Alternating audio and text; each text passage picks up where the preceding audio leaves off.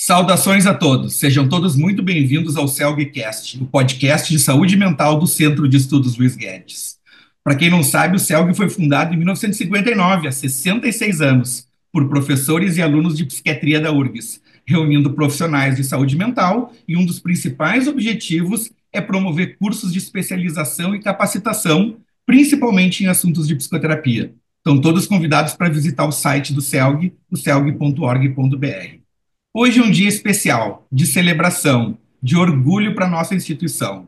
A gente vai conversar sobre o aniversário de 40 anos do curso do CELG mais procurado pelos alunos. O curso carro-chefe da instituição, nosso produto mais longevo e o que mais passou por adaptações e aperfeiçoamentos. E é uma referência de ensino em psicoterapia de orientação analítica no Brasil. O CEPOA, o curso de formação em psicoterapia de orientação analítica do CELG, que agora é chamado de CEPOA 3.0. 41 anos. As principais empresas que têm 41 anos, agora em 2025, são de tecnologia. A Dell, que foi fundada em 84, e a Cisco, que é responsável por toda a parte de redes e comunicação. Para ter 41 anos, não é só a excelência técnica que mantém. Tem que ter capacidade de adaptação, inovação e predominância de sincronia das pessoas que fazem parte. Hoje a gente tem especialistas no ciclo vital aqui. Então, nesse raciocínio, uma pessoa de 40 anos, no ciclo vital, está na meia-idade. É uma etapa de transição do adulto jovem para adulto maduro, é uma fase de autoconhecimento que resulta no maior confiança e estabilidade e reflexão. A pessoa avalia o que ela conseguiu fazer até ali e para onde é que ela vai. Algumas pessoas nesse período já assumem uma posição de liderança, podem oferecer orientação para os mais jovens, costumam ter filhos com diferentes idades e às vezes tem que cuidar dos pais idosos também. E as amizades são mais seletivas e mantendo os vínculos significativos. Ou seja, uma fase de equilíbrio. É assim que o CELG está agora. Vamos examinar essa instituição de 41 anos. E essas datas comemorativas proporcionam essa oportunidade de reflexão. Numa data comemorativa, uma inovação no modelo aqui de entrevista do CELGcast, com 3 entrevistadores e 3 entrevistados. Tomara que o setting se mantenha estável, mas vai ser criativo com certeza. Os nossos entrevistados são todos psiquiatras e psicanalistas, professores e supervisores do CEPOA e vinculados à Sociedade Psicanalítica de Porto Alegre. Inicialmente, a professora Jussara Chestatsky Dalzotti, ela é coordenadora executiva do CEPOA desde 2006. Jussara, muito obrigado. Eu que agradeço o convite para participar. Na verdade, eu entrei como coordenadora executiva em 2020, em plena pandemia. Antes eu participava da comissão organizadora do CEPOA. E é com muita satisfação que eu estou aqui para falar desta longeva sobrevivência do nosso curso e também com muito orgulho de ter feito parte da primeira turma que fez uma espécie de projeto piloto do CEPOA. Então, eu estou aí desde o início até agora. Muito obrigada pelo convite para participar. Excelente. O professor Sidney Samuel Chestatsky, que é o coordenador geral do CEPOA, também já há anos, e também tenho que ressaltar que o professor é titular do departamento, professor titular do departamento de psiquiatria da URGS, se aposentou há pouco. Obrigado, professor Sidney. Agradeço muito ao convite do professor Alexandre Henriques para falar sobre o que nós consideramos, nós, os organizadores, como um dos bastiões de resistência da psicoterapia de orientação analítica dentro do contexto acadêmico.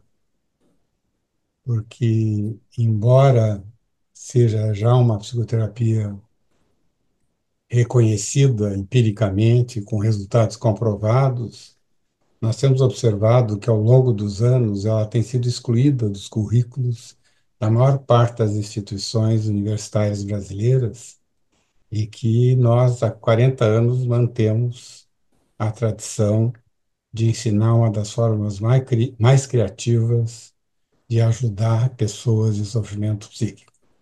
E estamos firmes e olhando para o futuro. O professor Cláudio Lax Aizeric, que também foi professor titular do Departamento de Psiquiatria da URGS e foi presidente da IPA, a Associação Internacional de Psicanálise, instituição fundada por ninguém menos do que Sigmund Freud. Professor, muito obrigado pelo seu tempo. Muito obrigado, Alexandre, pelo convite. É um prazer estar aqui com esse grupo de colegas e amigos e fazer uma espécie de avaliação retrospectiva e perspectivas para o futuro. Como disse o Sidney, a psicoterapia de orientação analítica é uma das formas de psicoterapia derivadas da psicanálise que mais contribui para enfrentar o sofrimento psíquico de pessoas, famílias e situações grupais. E eu acho que nós temos muitas razões para celebrar e, ao mesmo tempo, para olhar para o panorama nacional e internacional e verificar por que houve essa redução da presença da psicoterapia de orientação analítica e, ao mesmo tempo, por que este curso de 41 anos se mantém.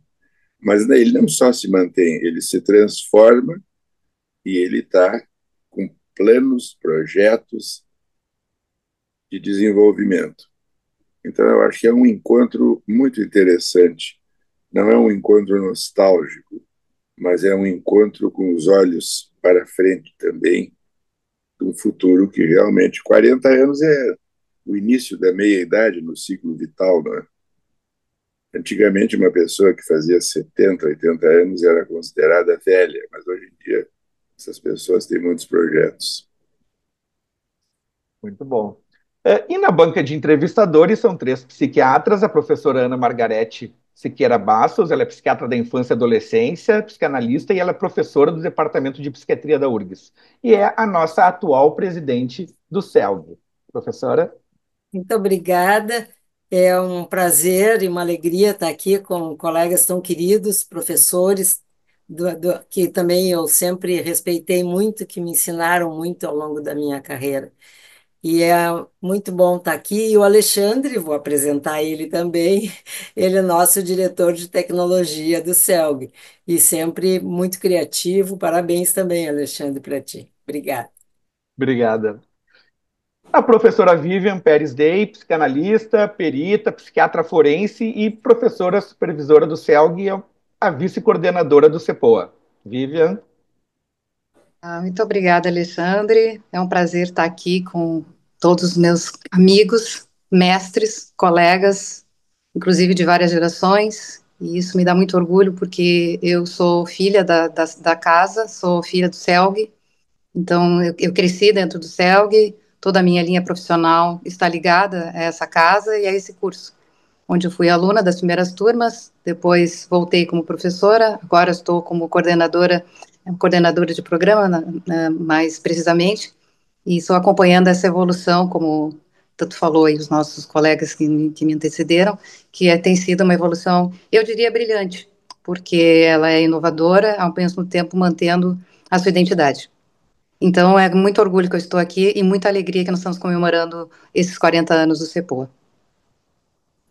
E eu sou Alexandre Anes Henriques, eu sou o único não psicanalista aqui, mas já fui supervisionado pelo professor Sidney, pelo professor Aizeric e pela professora Ana Margarete. Então, acho que eu vou conseguir dialogar com eles. Vamos começar. A gente vai entrelaçar alguns conceitos de psicoterapia de orientação analítica junto com essa trajetória do CEPOA.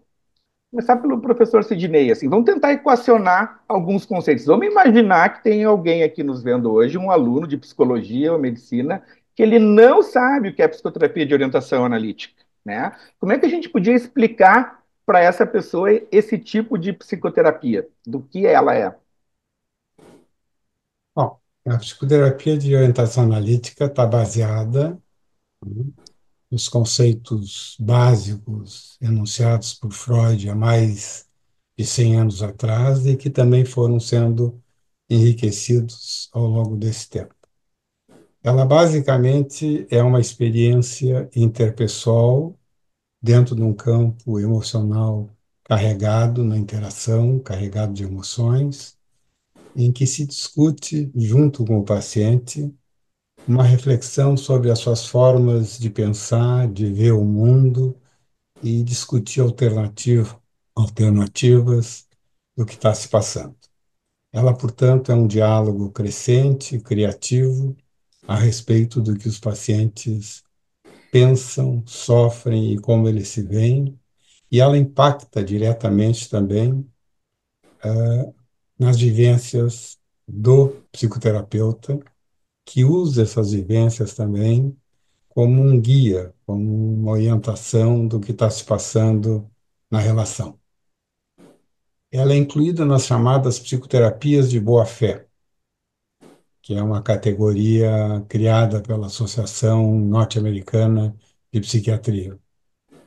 Significa que são aquelas psicoterapias que têm uma base teórica firme, que têm um treinamento formal e é executada por psicoterapeutas bem experimentados, que têm métodos definidos e que têm suporte empírico, que é uma das conquistas mais recentes a respeito, né, da evidência dos resultados que estas psicoterapias têm com pacientes em estado de sofrimento emocional. Talvez o Cláudio queira completar alguma coisa. Eu acho que tu falaste nos aspectos essenciais, mas eu gostaria de acrescentar que, no início, essas psicoterapias eram feitas basicamente, e a própria psicanálise, com adultos. E, progressivamente, esse campo foi se ampliando. Por exemplo, a introdução da psicanálise, das psicoterapias com crianças, com adolescentes, depois o atendimento de famílias com bases psicodinâmicas, e depois o atendimento de situações mais amplas, como, por exemplo, nessas recentes enchentes, houve uma presença de psicoterapeutas, psicanalistas, com a escuta analítica em outros settings, não dentro dos consultórios, e uma área que realmente também é interessante, que é a psicoterapia analítica com pacientes velhos, que é um outro mundo. Eu acho que isso que o Sidney falou é essencial, porque as pesquisas são crescentes a respeito da efetividade, e muitas delas foram feitas no nosso programa de pós-graduação do departamento, de modo que essa ideia de boa-fé, né, das psicoterapias de boa-fé, me parece muito importante, porque às vezes não é suficientemente enfatizado que se trata de uma atividade científica e que tem um componente artístico, naturalmente, na relação e na presença da subjetividade.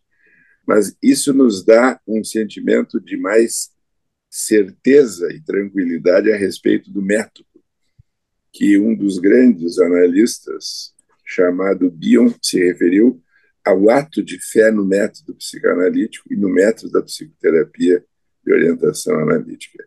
E é uma psicoterapia que atinge potencialmente uma enorme massa da população, maior do que a psicanálise propriamente dita, e, como vai certamente aparecer, a repercussão desse curso no Brasil inteiro é muito grande. Pois é, vamos seguindo aquela linha do ciclo vital, assim, como é que nasceu o CEPOA, né? Foi uma gestação planejada, desejada? Como é que foram os primeiros passos, infância, adolescência? Eu vi que até ele mudou de nome durante esse trajeto. Como é que foi essa etapa mais inicial, assim, da vida dele? Bom, eu posso começar porque eu estava envolvido, o Sidney também. Antes que surgisse o CEPOA, em 1984, havia no Departamento de Psiquiatria um curso de especialização em psiquiatria e em outros setores de ensino e residência médica em psiquiatria. No nosso caso, sempre houve uma ênfase psicodinâmica muito forte, desde o início. um ano antes aproximadamente, houve dois grupos de colegas que se reuniam com dois dos professores e colaboradores. Um era o Manuel Henrique Gosling Valério e outro era eu. A Jussara participou de um desses grupos. Eram grupos de supervisão. A gente se reunia uma vez por semana, cada um na sua casa, com os colegas, numa noite da semana, e se discutia casos. E aí surgiu essa ideia do Manuel Valério: por que não criar um curso de especialização? Ele já tinha tido a ideia do livro que o Sidney, eu e o Rogério organizamos, Fundamentos, né, e Prática da Psicoterapia. Então, em 1984, a diretoria do CELG decidiu que ele, já que foi quem propôs, eu, que era o presidente do CELG, e o Rogério Aguiar seríamos os primeiros coordenadores. Então, começamos com um programa montado conjuntamente com os alunos. O Sidney, desde o início, foi um dos professores, e vários outros. E, a partir de aí, durante 2 anos, o Valério participou, faleceu, infelizmente, em 1986, entrou o Sidney, e, a partir de aí, o curso foi seguindo o curso que depois vai ser descrito tanto pela Jussara como pelo Sidney. Mas começou dentro do departamento, começou num movimento conjunto com os alunos, e talvez um aspecto é o aspecto familiar, porque todos nós aqui estudamos em cursos de psiquiatria do departamento, depois em cursos de psicoterapia, alguns criaram, anos depois criamos um curso de supervisão em psicoterapia, e tem toda uma história da nossa mudança do Hospital Psiquiátrico São Pedro para o Hospital de Clínica da Criação do Serviço, de psiquiatria de crianças e adolescentes, dependência química, enfim, é uma longa história que envolve essas pessoas que estão aqui e outras, né? Há um aspecto de família, né? E eu acho que quando tu mencionasse assim, bom, depois vai se falar, mas ver a presença, digamos, da Jussara, da Ana Margarete, da Vivian e tua, certamente para nós é um motivo de muita alegria e orgulho. Então, Alexandre, eu Claro, podia só fala, Jussara. completar. Eu estava saindo da residência lá do São Pedro de Psiquiatria em 1980. Então, isso que o Cláudio falou, só para mostrar, assim, veio de uma necessidade que nós, que estávamos saindo da residência, pedimos para os professores, o Cláudio, o Manuel Valério, eu fiquei no grupo do Valério, vamos estudar mais, é pouco que a gente vê na residência de psicoterapia. Nós não estamos nos sentindo capazes de trabalhar em psicoterapia se não tiver uma ajuda, enfim. E aí que começou, sabe? Foi uma demanda interessante dos dois lados. Os professores estavam afim e os alunos, ex-alunos, que estavam ex-residentes e ex-cursistas, estavam muito afim de estudar. E aí começou essa ideia de estudar mais psicoterapia, porque não dava tempo na residência e no curso. A residência durava 2 anos, o curso tinha mais um ano, curso de especialização. E aí, saindo já do São Pedro, a gente queria fazer mais coisas. Só um Eu queria, acréscimo. eu queria acentuar uma coisa interessante, porque boa parte desses desenvolvimentos nasceram da pressão que vinha de baixo dos alunos que sentiam necessidades de se desenvolverem e da sensibilidade dos nossos antigos e atuais professores, né, de responder a essas solicitações. O próprio curso, o primeiro curso de, digamos, especialização em psiquiatria, já que não existia na época, em 1954, residências em psiquiatria no Brasil, veio da pressão de ex-alunos, né? Assim como veio da pressão de ex-alunos, depois o desenvolvimento desses cursos de atualização, de extensão e, finalmente, de especialização. E eu acho que essa interação, né, da necessidade dos filhos, da sensibilidade dos pais, é que eu acho que contribuíram para criar um certo ambiente familiar de desenvolvimento e não de infantilização dos nossos colegas. Alexandre, só para Fala, continuar, será Fábio. que a gente poderia seguir nessa linha Uhum. porque os professores falaram que as faculdades não estão contemplando no currículo e nem nas residências, nem nas pós-graduações a psicoterapia de orientação analítica. E vocês atribuem a essa escuta dos nossos filhos e netos, né, sobre a necessidade, porque os alunos querem o curso. Vocês acham que isso colaborou para que o curso fizesse 40 anos?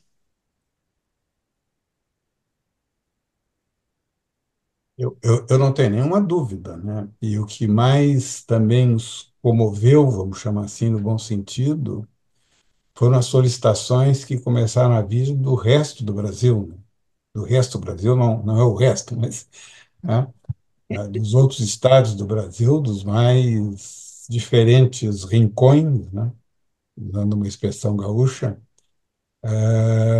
pela necessidade que a gente sentia de colegas psiquiatras ou psicólogos que queriam algo mais do que simplesmente prescrever remédios para os seus pacientes, né? Que queriam poder dominar instrumentos de intervenção psicológica e emocional, né? Isso tem nos mantido e isso tem nos também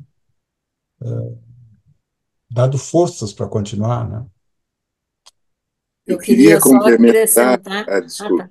Não, não. Não, que o CELG também nasceu, né, de professores e alunos que se reuniam na Serra na década de 50 para estudar, para apresentar trabalhos, e aí começou a ideia da jornada. Então, assim, sempre se teve esse modelo, né, de um grupo pequeno, um ar familiar e um desejo de aprender e ensinar. Isso é bárbaro.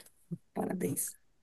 Eu queria retomar aquele aspecto que o Sidney mencionou sobre a origem do curso de psiquiatria em 54, que era chamado inicialmente curso do Davi, porque o coordenador era o Davi Zimmermann, e depois se uniu com o Paulo Luiz Viana Guedes. E eu fiquei ouvindo e me lembrei de uma possível analogia, essa sinergia entre o desejo de alguém e a disponibilidade ou acolhimento de outro pode servir também para uma outra característica da psicoterapia de orientação analítica. Tem que ser um movimento que vem de dois lados. Não basta o paciente precisar, necessitar, é preciso que o terapeuta esteja disponível. Assim como não basta que alguém queira ser psicoterapeuta de orientação analítica, tem que haver esse encontro que se cria o campo terapêutico ou o campo analítico.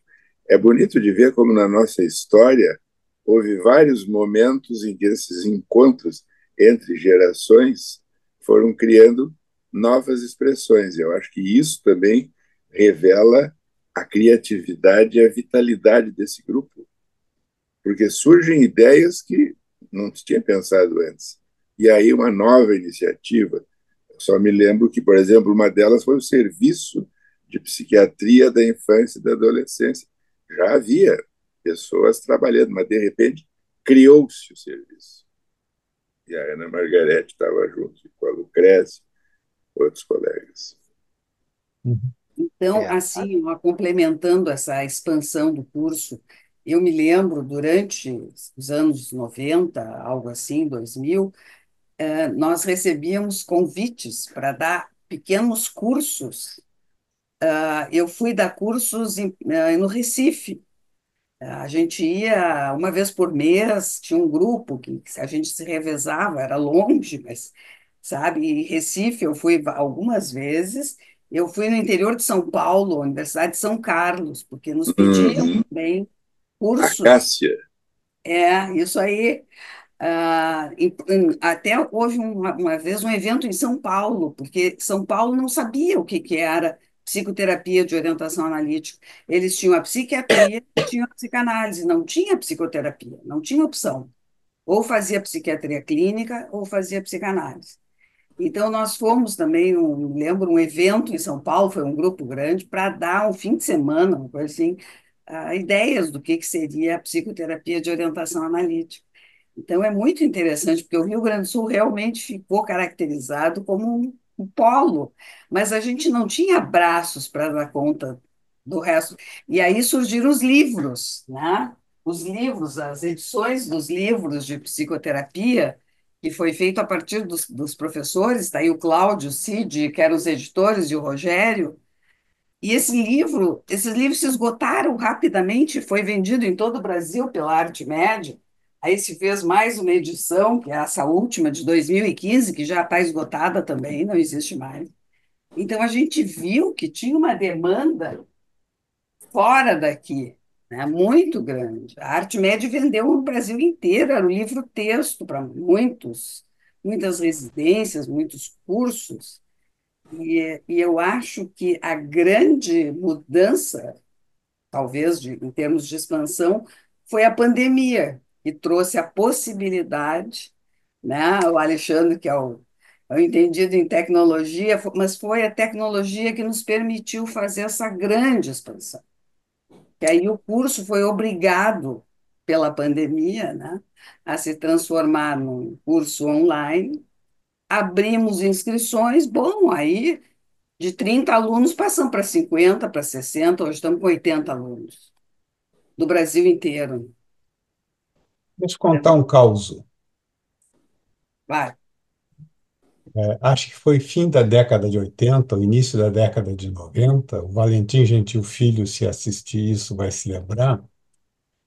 Me ligou, eu era chefe de departamento na época de psiquiatria, e disse que tinha residentes na residência em psiquiatria na USP que não conseguiam entender como psiquiatras faziam psicoterapia, porque lá a residência continuava sendo, como na maior parte do Brasil, psiquiatras fazem a clínica, prescrevendo, fazendo eletrochoque, neuromodulação, enfim, né? E quem fazia psicoterapia, né, eram psicólogos, assistentes sociais, etc. E tinham residentes curiosos de saber como é que aqui no Rio Grande do Sul tinham residentes que, além de medicarem os pacientes e fazerem todas as intervenções psiquiátricas, também faziam psicoterapia. E ele me perguntou se nós podíamos acolher um ou dois desses residentes para eles terem essa experiência aqui conosco. E veio pelo menos um, que ficou 2 meses aqui, ele conseguiu ficar na casa de algum outro residente, né?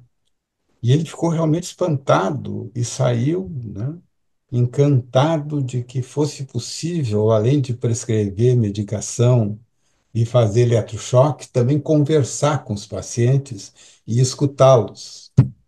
Isso dá uma ideia, né? Isso é década de 90, mas eu acho que não mudou muito. Sidney, Fora eu me daqui, lembro desse aluno, e tu te lembra? ele é psiquiatra, que ele Aham, não sabia o que era transferência, muito menos contra-transferência.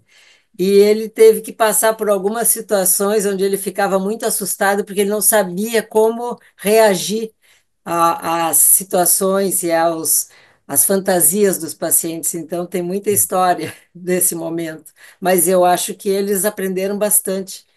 aham. Que bom. É, Isso, eu acho que isso é um bom exemplo da evolução da civilização, porque ela oscila, né, entre períodos de mais luzes e de mais trevas.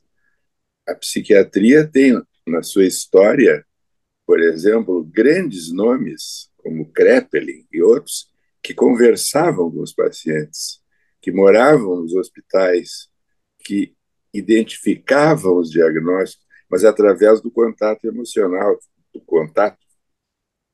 E há períodos, e atualmente talvez nós estejamos num período que infelizmente tem muito disso, que as pessoas desaprenderam de conversar.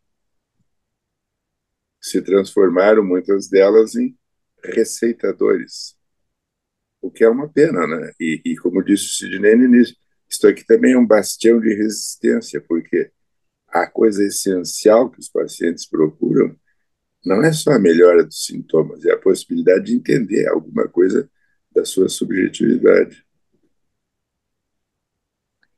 Pois é, um aspecto que surge em todas as falas de vocês é a organicidade, né? Foi um crescimento orgânico do curso, de novos desdobramentos, de auxílios a ou capacitações em outros contextos, né?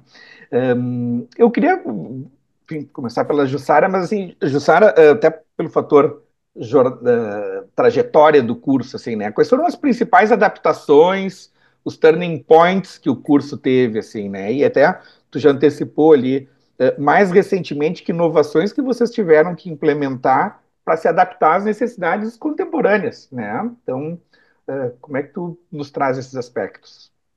Então, assim, ó, o curso começou dentro do Hospital de Clínicas. No quarto andar de psiquiatria, nós tínhamos duas salas ou três salas de aula que a gente ocupava, e a gente tinha só um curso lá dentro do hospital, com 10 alunos no primeiro ano, 10 alunos. Primeiro começou com um ano, curso de extensão. Depois se achou pouco, passou para curso de extensão e atualização. Ficamos com 2 anos. E aí o curso foi andando, sempre dentro do hospital, com essa média de alunos. Entravam 10 e tínhamos 10, 20 alunos, contando o primeiro e segundo ano, sempre lá dentro do Hospital de Clínicas. A gente foi notando que o curso começou a ganhar um pouco mais de consistência teórica e clínica, e que o número de horas aula e o número de supervisão, tudo isso, eles já permitiam que a gente atingisse o nível de um curso de especialização segundo as exigências da universidade. Então, assim, lá por 2001, a gente fez todo um processo, começou antes, né? E o curso passou a ser reconhecido pelo MEC, através da URGS, como curso de especialização em psicoterapia de orientação analítica. Então, isso já, quando o curso se torna um curso assim mais consistente, até inclusive em certificação da universidade, isso trouxe também um grande aumento na demanda do nosso curso. E aí começou a se expandir, começou a ter mais procura, começamos a ter duas turmas de primeiro ano, duas turmas, já passamos de 30 a 40, isso foi em 2001 que começou, né? E o curso se manteve sempre neste nível, 30, 40 alunos, né? 20 primeiro ano, 20, 40 alunos. Em 2018, houve uma mudança lá no regulamento da reitoria da URGS, e para poder continuar com o curso de especialização, tinha que entrar 50% de professores do departamento, e a gente não tinha, nós tínhamos professores convidados, que não são do departamento, junto com professores do departamento. Enfim, e aí se transformou no curso de formação e não de especialização, mantendo a carga horária, mantendo toda a parte teórica e clínica. Ele sempre foi um curso muito voltado para a clínica, para instrumentalizar os alunos a poder trabalhar com este referencial teórico, técnico de psicoterapia de orientação analítica. Então, eu acho que isso é um grande diferencial. Não é mestrado, não é doutorado, não é para dar aula, é para trabalhar como psicoterapeuta. Esse é o objetivo do curso. E aí chega, então, nós estávamos em torno de 30, 40 alunos, e aí chega a pandemia em 2020. E aí a gente tem que dar uma solução que a gente fez em 2, 3 meses, passamos para o curso online. E aí sim, aí quando o curso se transforma em online, ele começa a atingir todo este grupo maior, a minha Síria aqui respondendo. E aí a gente passou de 40 para 58 alunos, e aí foi crescendo, e hoje nós estamos em 2024, 2025, hoje, esse ano, fechou total de 79, 80 alunos, total.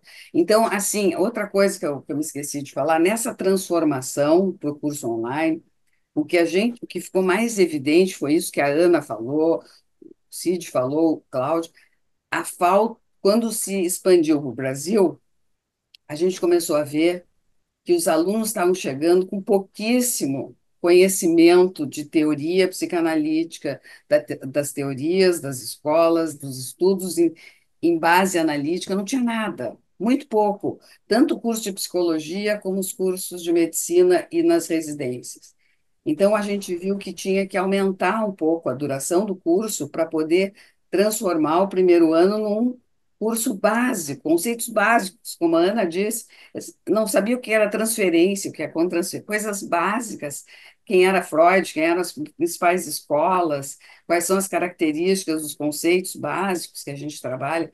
E aí o curso, a partir de 2023, 2024, passa a ser um curso de 3 anos em vez de 2 anos. Por isso é CEPOA 3.0. Ele passa a ter 3 anos e podendo, então, receber alunos recém-formados ou com pouca formação nesta área da psicoterapia de orientação analítica. Acho que era isso.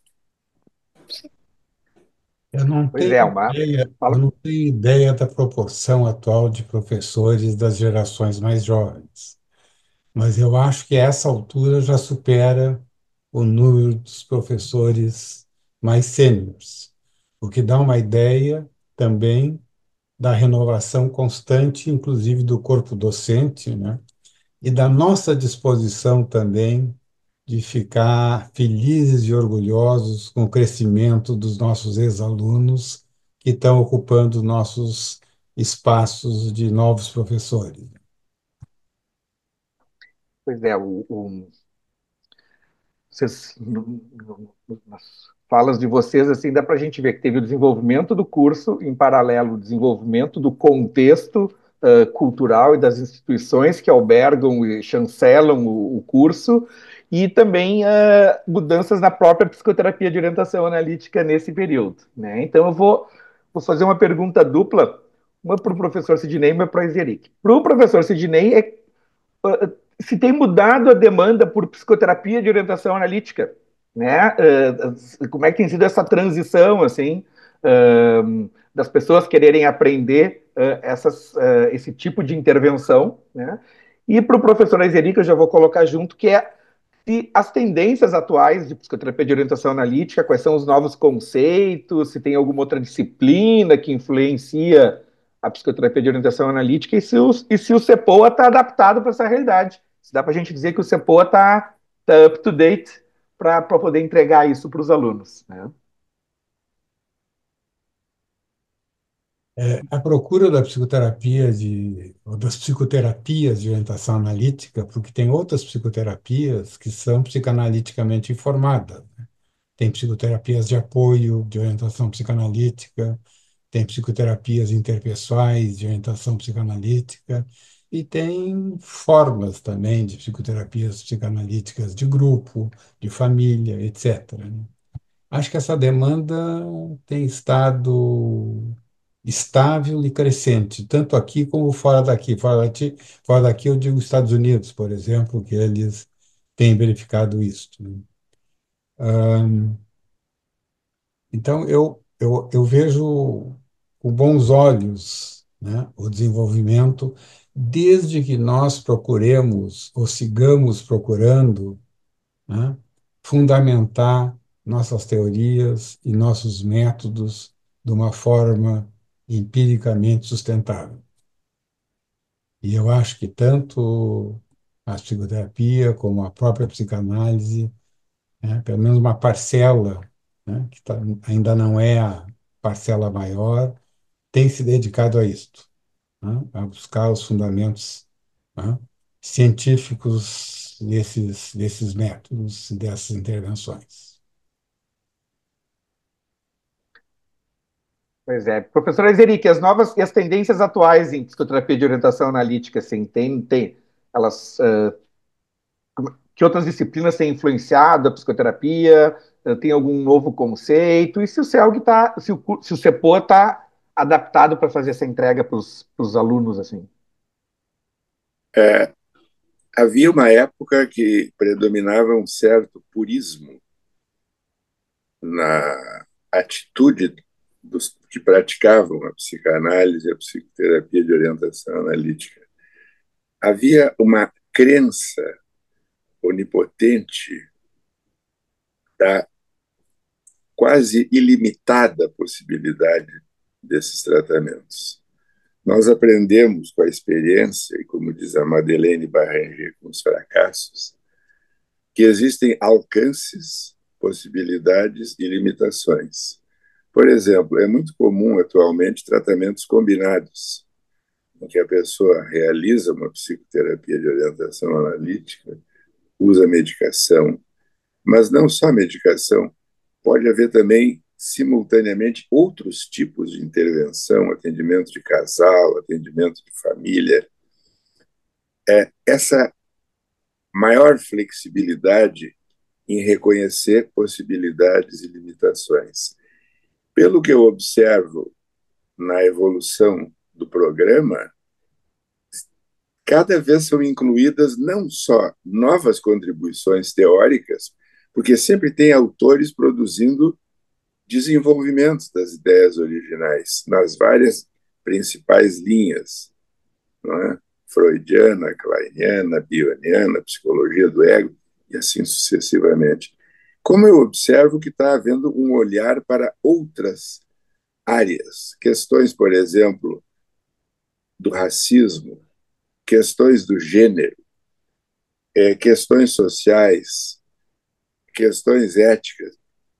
Na verdade, é preciso se poder olhar para o mundo como é e como se modifica e, de alguma maneira, ver de que forma pode se trabalhar com essas situações.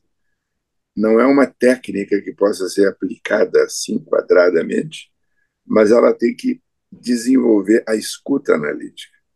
E essa escuta analítica inclui todas as características do terapeuta, mas também do mundo que ele tem que escutar. Então, eu acho que o curso está plenamente up-to-date, embora não esteja ativo ultimamente na questão do ensino, mas eu acompanho sempre todo o desenvolvimento e vejo como os programas estão sendo sempre modificados, acolhendo sugestões de alunos e de professores. Eu acho que aqui também nós temos um exemplo do que nós falamos antes. Os alunos querem estudar, querem ouvir outras vozes. Toda essa questão do gênero, das diversidades sexuais e de gênero, é um novo campo que está sendo estudado dentro da psicanálise, na psicoterapia analítica, né? Todas as questões que envolvem outras áreas, como medicina forense. Estou vendo a Vivian aqui, que tem também expertise nessa área. Eu acho que é isso. O curso me parece up-to-date e muito rápido em se adaptar ao mundo que se modifica, como esse exemplo da Jussara com a questão da pandemia. Eu quero recrutar minhas colegas de entrevista que também façam perguntas. Isso, eu tenho Também, uma Lívia. pergunta aqui para o professor Sidney, que foi, que eu me lembro bem, o primeiro que levou para frente a ideia de publicação dos trabalhos na área da psicoterapia e fundador praticamente da Revista Brasileira de Psicoterapia, que se mantém até hoje. E eu queria ouvir um pouquinho do Sidney também, como é que foi a história desse, como é que foi a gestação da revista, Sidney? A gestação da revista, ela é interessante, porque ela, de certa forma, foi fruto de um diálogo com o casal Kernberg, que achava, numa das jornadas que eles tiveram aqui, o Otto e a Judite, né? Paulina. Paulina, que achava que eles me apresentaram lá nos Estados Unidos a fundadora da Escola Dialética Comportamental, a Masha Linehan, e eles achavam que nós devíamos ter um veículo que pudesse integrar várias formas de psicoterapia que são consideradas essas de boa-fé, que inclui aí exatamente a psicoterapia psicodinâmica, duas derivadas da psicoterapia psicodinâmica, que é interpessoal e a de apoio, que é as psicoterapias cognitivas comportamentais e uma derivada dela, que é a dialética comportamental. E ele achava que seria uma boa ideia nós termos um veículo que não era comum, né, nas demais publicações, né, que pudesse estar aberta à publicação de psicoterapias, né, de várias orientações, ainda que pudesse depender que tivesse mais de uma orientação do que de outra.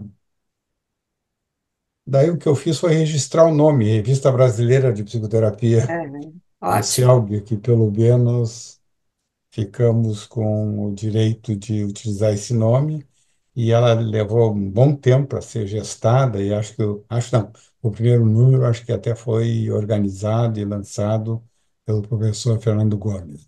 Isso, Fernanda era presidente do CELG nessa época. E, Uhum. mas, enfim, ficou um patrimônio do CELG.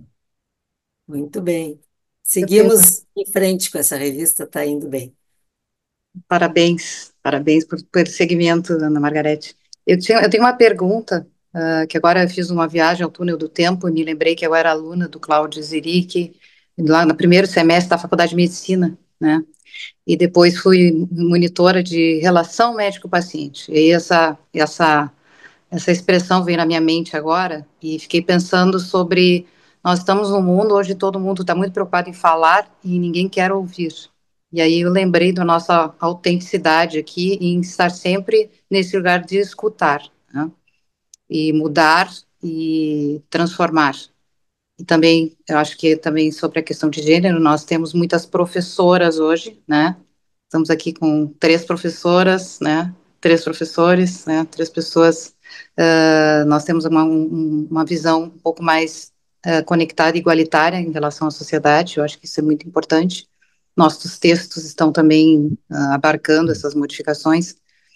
E eu lembrei também do que a Jussara falou sobre o curso ser um curso muito prático, muito clínico, para quem quer trabalhar, ou seja, para quem quer escutar o paciente.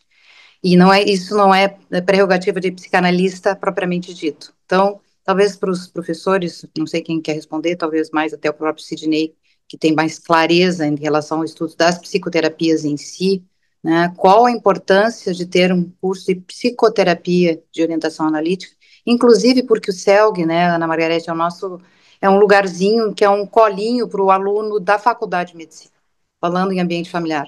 O CELG tem essa característica, ele é extremamente acolhedor, ele é um lugar muito confortável, muito gostoso dentro do hospital de clínicas, e o aluno gosta muito do CELG. Então, a minha pergunta é, por que a psicoterapia de orientação psicanalítica é necessária? E aí eu vou fazer um adendo na pergunta. Se um bom psicoterapeuta de orientação analítica pode ser um não psicanalista, ou tem que ser psicanalista obrigatoriamente? Sim. Deixa eu começar, então, porque já que a Vivian citou aquela experiência que nós tivemos lá muitos anos atrás, na relação Sé- médico-paciente na psicologia, Século passado, né? Sim, século passado, sim, exatamente. sim. 40 anos já estou de formada, junto com o curso. Havia um professor nosso, Fernando Guedes, que sempre dizia: escrevam os trabalhos, isso no século passado, escrevam os trabalhos, porque daqui a alguns anos, se eles não se tornarem um clássico, pelo menos serão um trabalho do século passado. Então, nós temos coisas. Mas eu acho isso muito importante também dentro do curso médico, dos cursos universitários, de outras áreas, né, de psicologia, de serviço social, a importância da escuta do paciente. E nós vemos aqui uma situação de conflito entre uma tendência crescente na medicina, que é uma tendência de intervenção e de cada vez mais procedimentos técnicos, tecnológicos. E o que se observa, por exemplo, o que eu noto, é que aqueles médicos que, independente da sua especialidade, mas eu tenho alguns cirurgiões que eu observo que se analisaram ou que fizeram uma psicoterapia analítica, são pessoas que desenvolvem mais a capacidade de ouvir. Eu já ouvi de pacientes assim: consultei o doutor fulano. ele deve se analisar, deve fazer psicoterapia, porque ele tem uma capacidade de ouvir. Eu gostei muito de ouvir, porque tinha sido meu paciente, o médico esse, então, de alguma coisa funcionou. Então, eu acho isso importante, a possibilidade de ouvir. E eu acho que isso vale para nós, psicoterapeutas, analistas. Nós, muitas vezes, ficamos ansiosos para fazer alguma coisa, dizer alguma coisa. A gente tem que desenvolver a capacidade de ouvir. E para não me estender mais, eu diria que para ser psicoterapeuta de orientação analítica, não é indispensável ser psicanalista. Nós temos ótimos exemplos, um deles é o falecido Rogério Aguiar, que era um excelente psicoterapeuta de orientação analítica, e não era analista. E eu não digo isso porque ele era meu amigo, eu digo isso porque eu já atendi pessoas que ele tinha atendido. E tem muitos outros colegas, senão se reduziria drasticamente. Eu penso assim. Talvez uma questão importante é importante que um psicoterapeuta de orientação analítica tenha alguma experiência de tratamento pessoal. Isso sim. Eu gostaria, assim, apenas de complementar alguma coisa do que o Cláudio disse. Esse é um problema que nós ainda temos no curso. Nós não temos como incluir a exigência de que os candidatos estejam tendo uma experiência de, no mínimo, digamos, um ano e meio de psicoterapia de orientação analítica pessoal. Acho que sem essa experiência, não é impossível ser um psicoterapeuta, mas eu acho que se perde muito, né, de tentar entender conceitos como mecanismos de defesa, como fenômenos transferenciais, fenômenos transferenciais, se não houver mecanismos inconscientes, resistências, se não houver uma experiência pessoal, né? Então, eu acho que se devia poder encontrar uma forma, né, de que, de que os nossos alunos pudessem, em algum momento, durante o curso, experimentarem, né? Nós temos vários colegas que se dizem em tratamento, mas é complicado tentar verificar que tipo de tratamento e que tipo de terapeuta, né? Especialmente aqueles de fora do estado do Rio Grande do Sul, né? Então, eu não acho que seja realmente indispensável ser um psicanalista, mas eu acho que é indispensável ter uma experiência pessoal de um tratamento de orientação analítica.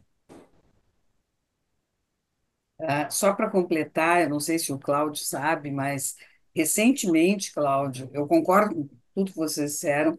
Recentemente, nós temos tido uma procura de médicos, neurologistas, obstetras, intensivistas, que querem fazer uma parte que seja do curso para eles poderem atender melhor os seus pacientes. É uma coisa muito interessante.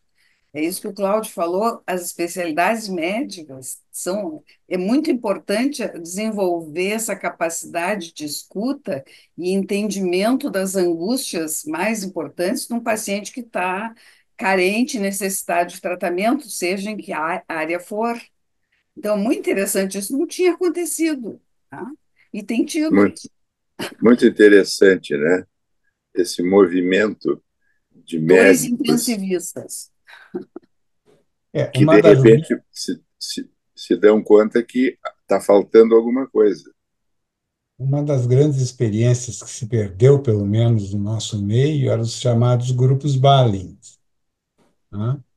Em que um grupo de médicos de um hospital, de uma instituição, semanalmente se reuniam com um ou mais psicanalistas para discutir as suas vivências com seus pacientes clínicos, né? Especialmente questões frente à ansiedade de doenças crônicas, de comunicar doenças terminais, de enfrentar a ansiedade frente à morte, enfim, todas essas questões que qualquer profissional da saúde está tendo que enfrentar. Aliás, o que aumentou muito a demanda de psicoterapia, né, só relembrando, foram as próprias catástrofes das enchentes que ocorreram tanto aqui como no resto do mundo, né? Houve um acúmulo de problemas de saúde mental em escala planetária, né? Hum. Vocês estavam trazendo aí as falas de vocês, eu estava anotando aqui quais são os diferenciais do CEPOA, né? Eu fiz uma listinha aqui, vamos ver se fecha. Tem um foco, tem uma fundamentação sólida teórica, bem clara, mas tem um foco prático e clínico ao mesmo tempo. Muitos dos professores realizam pesquisa, então isso também dá um enriquecimento. Tem toda a tradição de psicoterapia e psicanálise aqui do Rio Grande do Sul, que dá uma sustentação também ao curso. É um curso que tem se adaptado tanto o programa científico quanto o formato e os métodos de ensino. Está nacionalizado, então se a gente tiver um aluno lá em Manaus que quiser fazer, ele vai poder fazer. E a gente tem uma grande banca de professores. Eu estava vendo no site ali que está mais ou menos em 46 professores, né? Então, eu queria ver com você se tem outros aspectos para a gente ressaltar de diferenciais do curso e também com a professora Jussara, como é que ela faz para manter a uniformidade e a sincronia técnica e pedagógica aí desse grupo de 40 e tantos professores, né? É uma boa pergunta, mas, Alexandre, essa é uma preocupação que a gente tem. E a gente faz reuniões de professores. Não é fácil coordenar, não é fácil, digamos, decidir as coisas, mas são reuniões muito vivas, todos participam. A reunião de professores é aberta a todos os professores, né? Então, nós temos todos esses 30, 40 Acho que é com a 50 já, palavra. Jussara. É, Acho que já estamos em 50. porque a gente está, isso é uma coisa legal, a gente está sempre renovando os professores mais jovens, que em geral são ex-alunos do curso, e que vêm e que querem fazer o curso, então eles fazem um ano de treinamento, depois eles começam a dar módulos, depois eles começam a supervisionar, tem todo um processo na formação dos professores. E eu acho que uma característica também que é importante ressaltar eu acho, meu ponto de vista, é que nós temos um funcionamento muito democrático, no sentido assim, ouvimos as opiniões dos professores, dos alunos, o programa de ensino, a Vivian coordena essa parte do programa, ele é revisado todos os anos, baseado nas sugestões que a gente recebe de quem deu a aula, o professor, e de quem recebeu o aluno. Eles preenchem sempre fichas de avaliação semestralmente, dando sugestões. Então, esse funcionamento de troca, eu acho que é uma característica assim, da gente ouvir muitos professores e ouvir muitos alunos.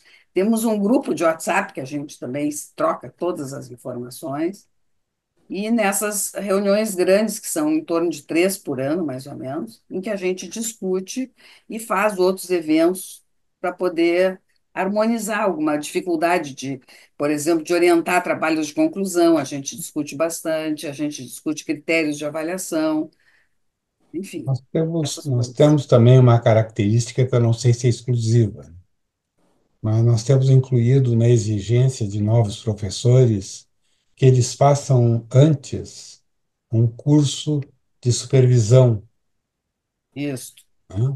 está nos Como ser critérios. supervisores de alunos que vão, uma iniciativa do professor Zeric, da doutora Patrícia Patrícia Lago. Lago, e eu não sei se os outros cursos têm, a SPPA não tem, né?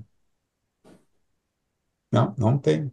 Então, a ideia de que um bom terapeuta ou um bom profissional clínico seja também um bom professor e um bom supervisor é uma ideia que vem da cabeça das pessoas, não é a mesma coisa. Assim como é preciso aprender a atender pacientes, é preciso também aprender e supervisionar alunos, né? Então, eu não sei quantos outros cursos se preocupam também com esse aspecto de dar uma preparação também, né? Ainda que não seja muito intensa, né? mas pelo menos inicial, de dar instrumentos para os novos professores serem professores, né, e supervisores. Aliás, isso é muito interessante, porque vai ao encontro do que nós estamos falando.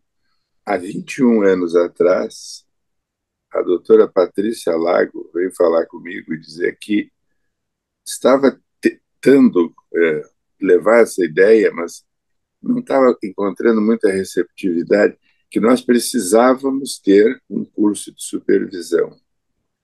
E aí combinamos, então, de organizar juntos isso. De novo, o Rogério Aguiar e o Antônio Carlos Pires, nesse caso, participaram. E nós criamos esse curso. O Sidney, desde o início, também era um dos professores. E nós convidamos, além de professores do departamento, alguns analistas sêniores que ficaram durante muitos anos.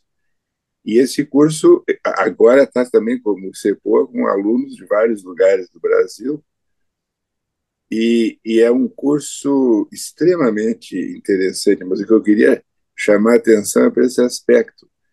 Uma ideia que saiu de uma ex-aluna, junto com alguns professores, criamos conjuntamente esse curso. Ela é a coordenadora executiva, realmente é a que está organizando.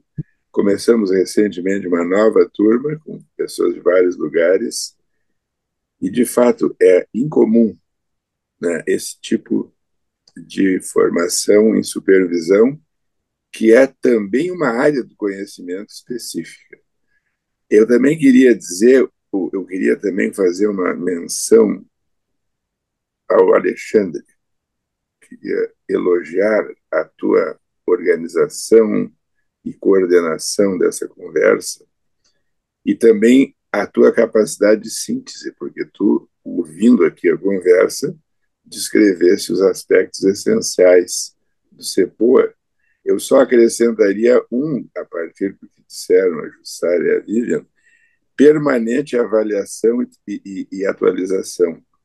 Quer dizer, uma pessoa que entra nesse curso não é o mesmo que há 2 anos, e assim sucessivamente. Eu acho que isso é muito importante, né? Como há novas áreas, não só da psicanálise, da psicoterapia, mas do conhecimento, da cultura, que precisam ser ouvidas. Para Obrigado. complementar, Cláudio, Claro, claro, Viu. posso falar, Alexandre? Não, Sim, só para claro. complementar que o CELG criou também, a partir da pandemia e também da enchente do ano passado, uma diretoria de comunidade. Nós estamos começando a trabalhar com esse assunto, começando a mexer em algumas coisas. No ano passado a gente participou ativamente, né, do atendimento das pessoas que estavam nos abrigos, né, fizemos bastante coisa online e presencial. E, ultimamente, nessa semana, os alunos vieram conversar com a gente sobre o CAP, que é o Centro de Atendimento Psicoterápico, que atende a comunidade em geral, está aberto à comunidade em geral, com preços com mais reduzidos, né, para os pacientes poderem ter acesso, e tem essa visão também, né, então, como estava falando o Cláudio, tem uma certa democracia, e a Jussara também falou. A gente se sente muito confortável também como professor, que a gente também muda, a gente também escuta, a gente também aprende toda hora, é reciclado e ressignificado. E os alunos vieram conversar conosco sobre a vontade que eles têm deles assumirem mais a questão de trazer pacientes, que o CAP tem que ter mais movimento, tem que ser mais divulgado. Então, assim, é uma demanda que agora vai ser do CEPOA, né, porque o CAP atendia a vários outros cursos, mas agora vai ficar ligados basicamente ao CEPOA, que também pacientes podem ter acesso a esse tratamento de altíssima qualidade que nós estamos aqui descrevendo, né, não é por estar na nossa presença, mas é muito caprichado que a gente faz. E então vamos ter uma preocupação maior também com mostrar à comunidade como a gente trabalha. Estamos abertos também a fazer mais contatos com a comunidade para saber o que a comunidade precisa. E os alunos também são mais interessados em atendimentos tanto presenciais quanto online, de psicoterapia de orientação analítica. Queria também acrescentar, a atividade que é anual, às vezes 2 vezes por ano, do simpósio do CEPOA, onde temas atuais também são trazidos para discussão por especialistas, por pessoal da cultura. Então, acho que é um enriquecimento também para o nosso aluno, né? E para os nossos professores. Então, queria lembrar do simpósio também. Pode-se colóquios, né, Ana? A É, gente tem o atendimento coloco. que funciona online, é aberto ao público. Então, também, quem quiser aprender, né, e se instruir mais e repensar junto com a gente esses temas, está convidado a assistir. Deixa eu contar um outro caos agora que a Margarete lembrou dos simpósios. Eu acho que o primeiro simpósio que foi feito sobre o tema contra-transferência foi feito por nós lá em Atlântida. E Eu todo, Exatamente. estava lá. e todo mundo é maneira de dizer assim, mas as pessoas na preparação do simpósio ficaram pisando em ovos, dizendo, mas será que os colegas vão ter coragem de expor o que eles sentem ou sentiram ou sentiam, né, ao atender seus pacientes e tal? E foi tranquilo, foi muito rico e tal, quer dizer, quem diria, né? Nós é que inauguramos a discussão, É pelo menos verdade. em E termos fora públicos, fazer Eu me alguma lembro coisa bem. fora de Porto Alegre também, né? de um conceito Bom, então um dos aspectos aí, até um outro diferencial do curso é esse acesso a pacientes, né? A partir do momento que o CEPO e o CELG oferecem atendimento a valores mais acessíveis e fica opcional para o aluno também poder ter esse tipo de acesso e criar experiência clínica, né? Inclusive, Alexandre, nós fizemos um convênio com o Sindicato Médico para receber também médicos que tenham interesse em se tratar, que possam ter também acesso ao CAP.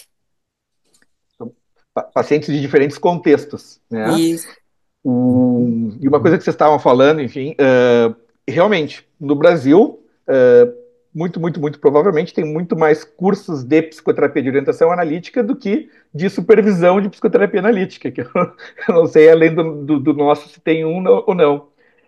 Esse é um produto extremamente vendável, né? Eu acho que enfim, pode organizando, enfim, essa parte de divulgação e outros aspectos, e também, né? Acho que é um outro produto, enfim, ou uma outra atividade do CELG que pode ajudar ele a fundamentar mais o centro de referência de ensino em psicoterapia de E orientação. também, Alexandre, para acrescentar, os alunos interessados em serem professores, quando eles chegam nesse momento, eles também participam, junto com o professor mais experiente, dos seminários. E a gente também avalia eles, e eles também nos avaliam, né, sobre o funcionamento deles com os alunos, capacidade de trazer os aspectos teóricos e também, volta e meia, surgem exemplos de casos. Então, é bem legal esse aspecto e a gente também conhece quem vão ser os novos professores mais de perto.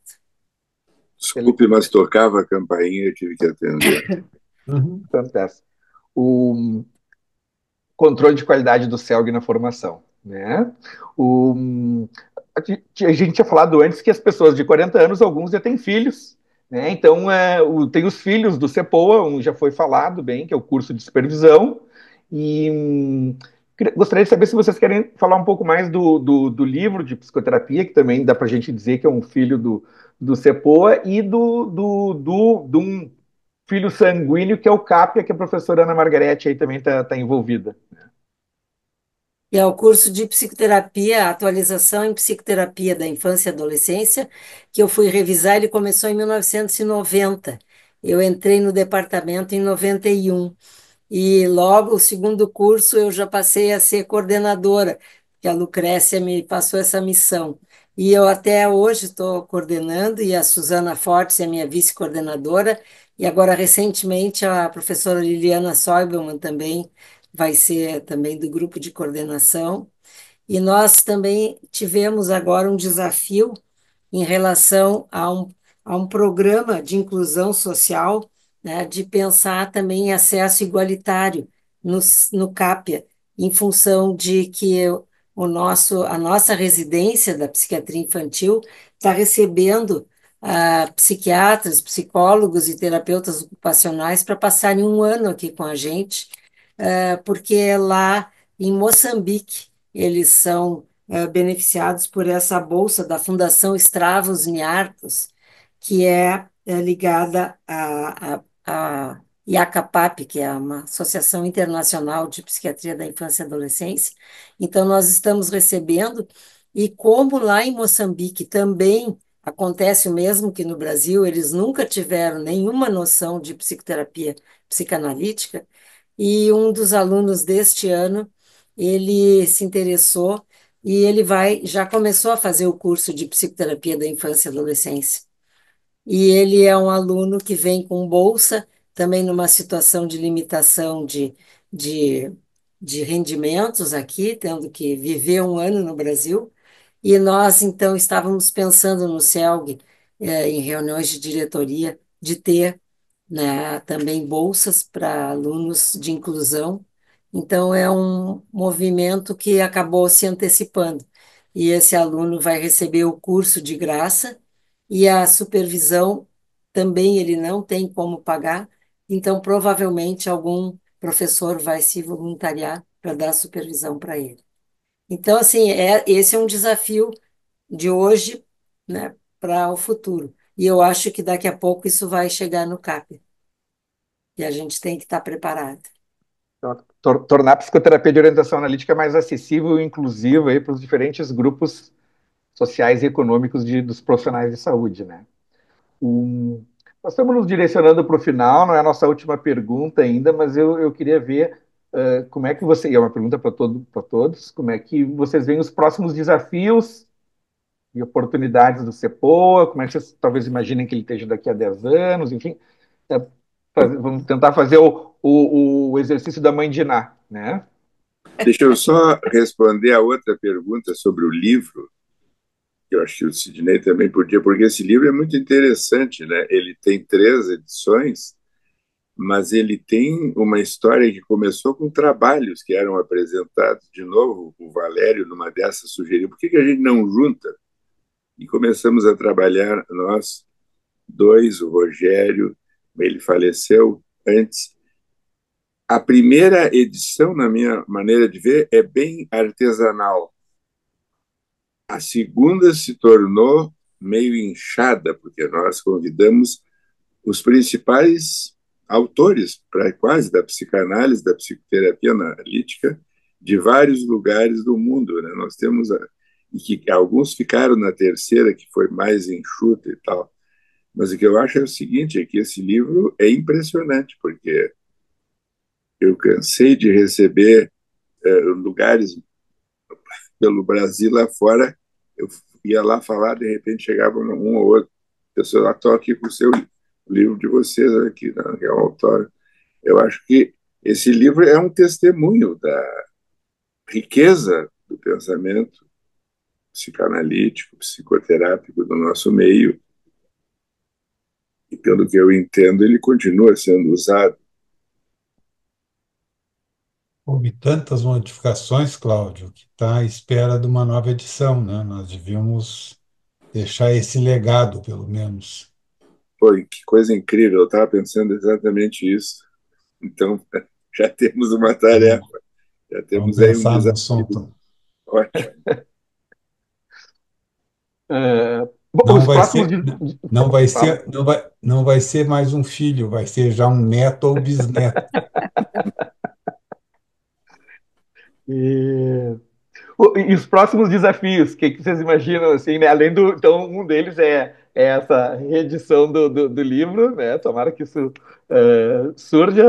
E como é que vocês imaginam o CELG daqui a alguns anos, ou o que vocês acham que vão ser os próximos desafios?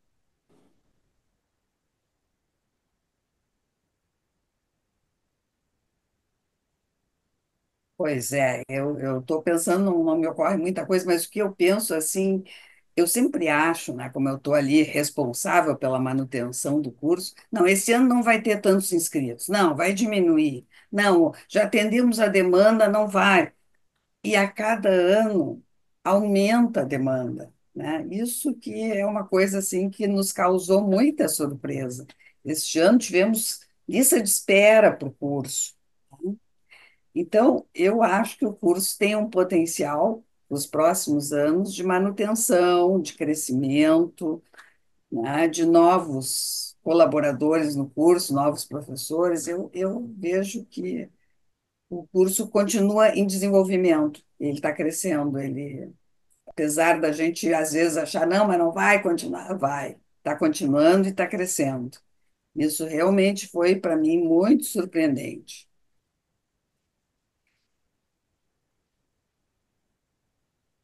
Não sei o que os Pois é, outros. o curso é que nem um bom terapeuta, né? Depois é o paciente que está encaminhando, o encaminhamento vem de outros pacientes, né? Tem esse fator do encaminhamento vir de outras pessoas que fizeram o curso e elas vão divulgando também, né? Então, Sim, sim, Eu acho que o curso tem uma base sólida e, como tem se observado ao longo do tempo, ele tem enfrentado desafios, situações inesperadas, como essa da pandemia e outras transformações.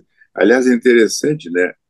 84, quando ele surgiu, foi o fim da ditadura militar e o início da redemocratização do país. E talvez eu acho que o curso, imagino, ou espero, porque, como dizia o Freud, a gente nunca pode imaginar, a gente só pode desejar, né? O futuro é imprevisível. Mas eu imagino que esse curso vai continuar dentro dessa trajetória de enfrentar os novos desafios, se atualizar e ser, como disse o Sidney no início, um setor de resistência, já que eu falei em ditadura, a ditadura do pensamento hegemônico, a ditadura da falta de liberdade, um lugar em que se aprenda a ouvir, a falar, a pensar, e onde os psiquiatras, psicólogos, terapeutas aprendam a usar a sua própria subjetividade para entender a do paciente. Então, eu vejo com moderado, cauteloso otimismo, para usar mais uma expressão do Freud. Cauteloso otimismo. Ele veio se transformando, se mantendo, crescendo. Por que ele não poderá continuar fazendo isso? E essas demandas que surgem, né, de médicos, de setores da comunidade, de essa coisa da África, né? Eu acho que a África é uma grande área em que nós precisamos ampliar nossa comunicação. Isso está no mundo científico brasileiro, que trabalha muito, e acho que o curso tem todas as condições para continuar sendo como é e melhorando.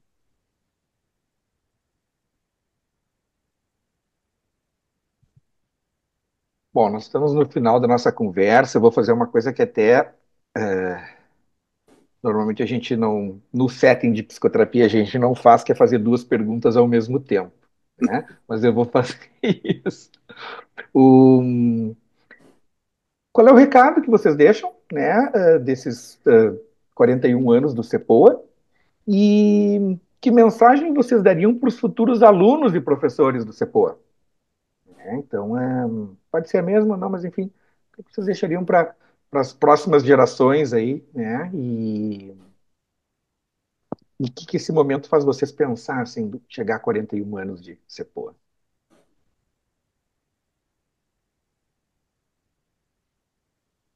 E recado. Nós temos esperança de que a capacidade de ouvir e de escutar o outro é algo indissociável da condição humana.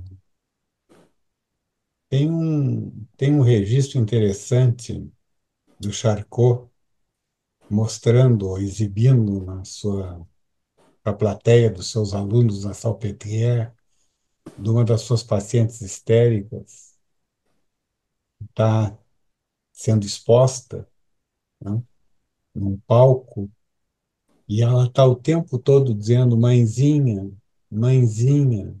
eu estou precisando de ti, e está toda a plateia totalmente insensível a isso, e as pessoas apenas mostrando, veja como ela se retorce assim, veja como este é um sintoma conversivo, veja como isto acontece.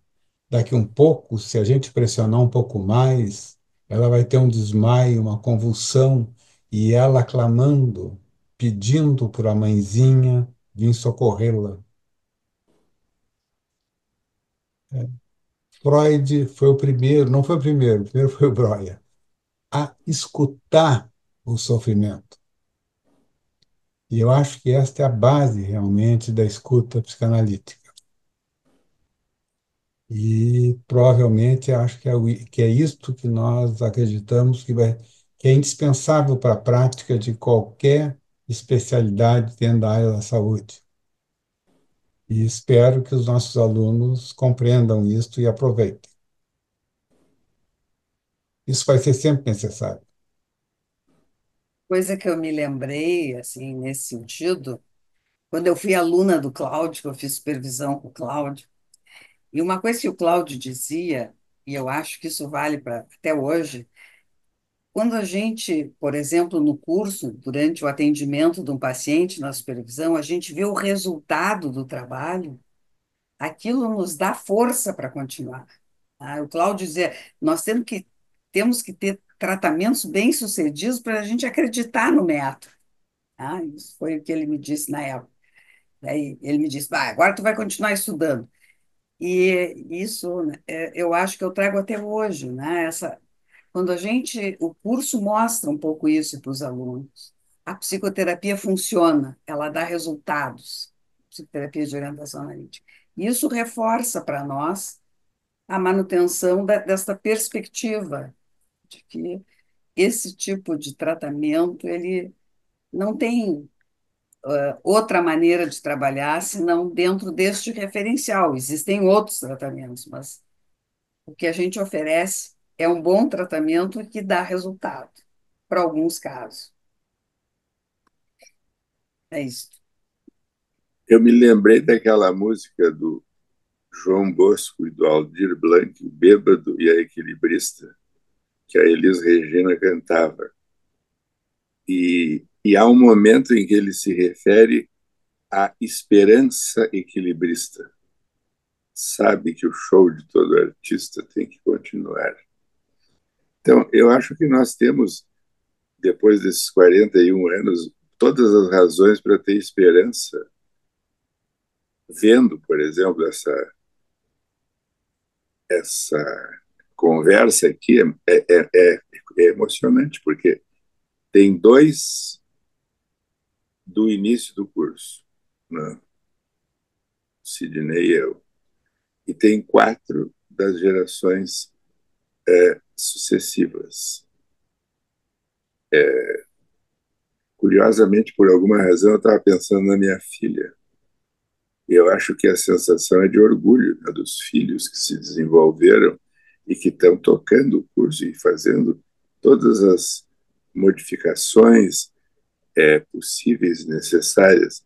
Eu acho que nós temos boas razões para acreditar que essa escuta que nós aprendemos e tentamos ensinar vai continuar sendo ensinada e desenvolvida. Quanto piores são as épocas, aliás, a nossa atual é muito complicada e muito assustadora, a escuta, né, do outro, a escuta de uma expressão de sofrimento, a escuta empática, é um instrumento que vai ser sempre necessário. Recruto também as nossas duas entrevistadoras para darem um depoimento final. E eu estou muito emocionada com esse encontro aqui online, viva o online, porque também estava pensando, tu trouxesse um modelo de alguém, né, que chegou nos 40 anos, que agora já tem filhos, né, Alexandre? E eu acho que quando a gente tem boas identificações com os nossos pais, que estão aqui na tela, a gente consegue fazer isso com os nossos filhos. Então, Eu acho que vida longa ao CELG, ao CEPOA e aos nossos mestres e um bom momento esse. Vamos brindar saúde para todos. Faltam os vinhos que o Ah, os Alexandre vinhos tem. nós vamos cobrar do Alexandre É. depois. Aí tem que ser fora da tela. Sexta-feira vai ter um, sexta-feira vai ter alguns. Coisa boa. Eu queria também dar o meu depoimento. Muitas vezes, quando eu vou entrar no seminário, eu me lembro de um texto do Kahneman que dizia como não acabar com a criatividade dos alunos, né? Falando da formação dos alunos da psicanálise. Então, quando eu entrei esse ano, né, no seminário, estudando presencial, depois de algum tempo, o entusiasmo dos alunos, né, uma alegria de voltar às aulas, todos têm comparecido, todos os seminários, todos leem, todos debatem, propuseram modificações no CAP. Eu disse para eles, a única coisa que eu não quero fazer com vocês é que vocês não sigam entusiasmados. Então, eu acho que esse talvez seja uma missão muito importante, que nós sigamos esperançosos, né? Que nem disse o Cláudio, finado Aldir Blanc, maravilhoso letrista, que não percamos a esperança e não percamos também a possibilidade de continuar encantando os alunos, assim, no sentido de mostrar que o que a gente faz funciona, né, como disse a Jussara, né, fazer com que eles realmente continuem esperançosos, que esse curso, que esse caminho que eles estão trilhando é um caminho que funciona. Então, assim, eu me sinto muito orgulhosa de fazer parte dessa trajetória toda, desse grupo e desse momento, assim, muito privilegiado que o Rio Grande do Sul teve, né, de várias gerações, né, de várias turmas já, de psicanalistas, psicoterapeutas, psicoterapeutas de orientação analítica, né, deixando um legado maravilhoso, não só na psicoterapia e na psicanálise, como diz o Sidney, em todas as áreas, né, nos médicos, nos psicólogos, serviço social, todos os profissionais da área da saúde se beneficiam do que a gente faz. Então, vida longa, como disse Ana Margarete, muito vivas. Bom, E muito muito obrigado a obrigado, todos. Alexandre. Obrigada ao Tem- Alexandre. Obrigada, Alexandre. Viva o Alexandre. Viva o Muito Alexandre. obrigado aos professores. Tem informações detalhadas do CEPOA e de outros cursos do CELG no site do CELG. E eu queria agradecer não só aos entrevistados e entrevistadores de hoje, mas também a todos os envolvidos no curso, professores, alunos, administrativos, durante essas 4 décadas, pela dedicação, cuidado científico e carinho ao longo desse período. E também, no final, as pessoas que buscam a psicoterapia de orientação analítica como uma via de tratamento, desenvolvimento e autoconhecimento. A professora Ana falou vida longa ao CEPOA, eu digo vida longa e funcional ao CEPOA. Até o próximo CELGcast. Muito obrigado. Obrigada. Tchau, tchau. Tchau. Tchau para todos. Para todos. Obrigada.